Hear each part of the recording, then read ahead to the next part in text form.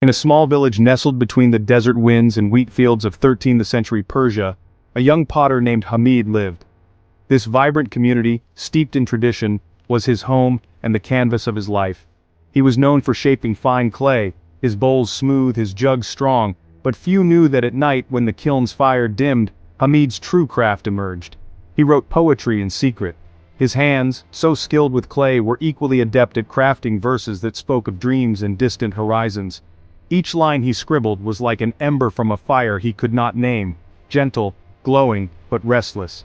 His heart longed for more than the wheel and the market stalls.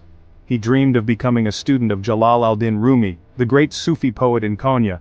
Day after day, Hamid lived a life of quiet routine. He crafted his pots, sold his wares, and dreamed of a different life. But the familiar rhythm of his days held him in place, a comfortable prison of his own making. But Hamid did not move. He feared the road. He feared what his father might say. He feared failing. So he stayed, year after year, pressing clay, hiding poems, his dreams as distant as the horizon he longed to explore. One evening, as the sun melted into the dunes and merchants closed their stalls, a stranger entered the village. Dusty from travel, with eyes that seemed to carry centuries, he rested beside the village well. Hamid brought him water and bread. The man smiled and accepted. They spoke for a while. Hamid asked, "Where do you come from?" At the name, Hamid's eyes lit up. "Rumi's city?" The traveler nods, a knowing smile on his face. I've heard his words with my own ears. Hamid leaned closer. "Tell me something," he said. When you take your first step, the way appears.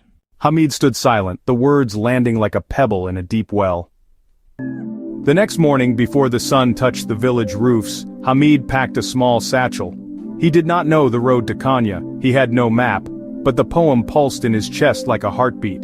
The path was long, he walked barefoot when his sandals wore thin. Each time despair crept in, help arrived, a farmer with a cart, a shepherd with warm tea, a merchant who traded a meal for a poem.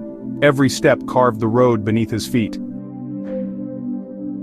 Weeks passed before he reached Konya, dust-covered, thinner but lit from within. He stood before the gates of Rumi's school, heart racing.